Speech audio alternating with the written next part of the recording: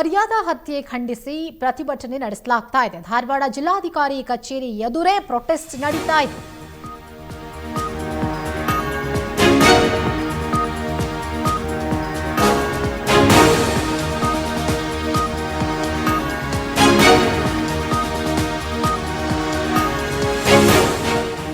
ಹುಬ್ಬಳ್ಳಿಯ ಮರ್ಯಾದಾ ಹತ್ಯೆ ಖಂಡಿಸಿ ಪ್ರೊಟೆಸ್ಟ್ ನಡೀತಾ ಇದೆ. ಗರ್ಭಿಣಿ ಮಗಳನ್ನ ತಂದೆಯೇ ಹತ್ಯೆ ಮಾಡಿದ್ದ ಘಟನೆಗೆ ಸಂಬಂಧಪಟ್ಟಂತೆ ಅಲ್ಲಿ ಪ್ರೊಟೆಸ್ಟ್ ಆಗ್ತಾ ಇರುವಂತದ್ದು. ಮರ್ಯಾದಾ ಹತ್ಯೆ ಮಾಡಿದವರಿಗೆ ಕಠಿಣ ಶಿಕ್ಷೆಯಾಗಬೇಕು ಅಂತ ಹೇಳಿ ಪ್ರೊಟೆಸ್ಟ್ ನಲ್ಲಿ ಆಗ್ರಹಿಸಿದ್ದಾರೆ. ಮಹಿಳಾ ದೌರ್ಜನ್ಯ ವಿರೋಧಿ ಸಂಘಟನೆಯಿಂದ ಆಗ್ತಾ ಇರುವಂತಹ ಧರಣಿ ಇದು.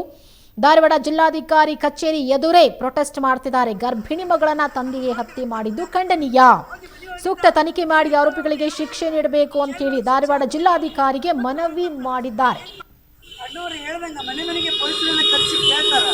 ಮನೆಗೆ ಬಂದಾಗ ಏನು ತೊಂದರೆ ಇರುವುದಿಲ್ಲ, ಆಮೇಲೆ ತೊಂದರೆ ಆಗಿರ್ತದೆ ಅವ್ರಿಗೆ ಇಟ್ಕೊಂಡು ಹೋಗ್ತಾರ, ಅವ್ರನ್ನ ಜೈಲಿಗೆ ಹಾಕ್ತಾರ. ಆಮೇಲೆ ಇನ್ನೂ ನಾವು ಇದನ್ನ ನೋಡ್ತಾ ಇದ್ದೀವಿ, ಇದ್ರ ಎಣ್ಣೆಲೆ ನಾವು ಟೆಸ್ಟ್ ಮಾಡಕ್ ತರ್ತೀವಿ ಅನ್ನೋದ್ರೊಳಗೆ 3-4 ದಿನ ಅವರಿಂದ ಅಂಬೇಡ್ಕರ್ ಅವರಿಂದ ಎಂತೆಂಥ ದೊಡ್ಡ ದೊಡ್ಡ ಶಕ್ತಿಗಳನ್ನೆಲ್ಲ ಇಲ್ಲಿ ನಾವು ಉದಾರೀಕರಿಸ್ತೀವಿ. ಜಾತೀಯತೆಯನ್ನು ಮಾಡೋದು ಬೇಡ ಅಂತ ಹೇಳ್ತೀವಿ.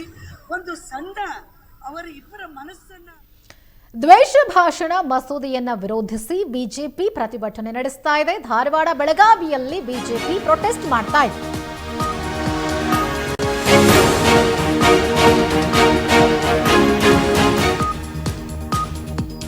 ಧಾರವಾಡ ಜಿಲ್ಲಾಧಿಕಾರಿ ಕಚೇರಿ ಬಳಿ ಬಿಜೆಪಿ ಪ್ರೊಟೆಸ್ಟ್ ಮಾಡ್ತಾ ಇದೆ. ದ್ವೇಷ ಭಾಷಣ ವಿರೋಧಿಸಿ ಕಾಂಗ್ರೆಸ್ ಸರ್ಕಾರದ ವಿರುದ್ಧ ಧಿಕ್ಕಾರ ಕೂಗಿ ಆಕ್ರೋಶ ವ್ಯಕ್ತಪಡಿಸುತ್ತಿದ್ದಾರೆ ಬಿಜೆಪಿ ನಾಯಕರು ಹಾಗೆ ಕಾರ್ಯಕರ್ತರು. ಸರ್ಕಾರ ಸಂವಿಧಾನವನ್ನ ದುರುಪಯೋಗ ಮಾಡಿಕೊಳ್ತಾ ಇದೆ, ಸರ್ಕಾರ ಅವ್ಯವಹಾರಗಳನ್ನ ಮುಚ್ಚಿ ಹಾಕೋಕೆ ಯತ್ನ.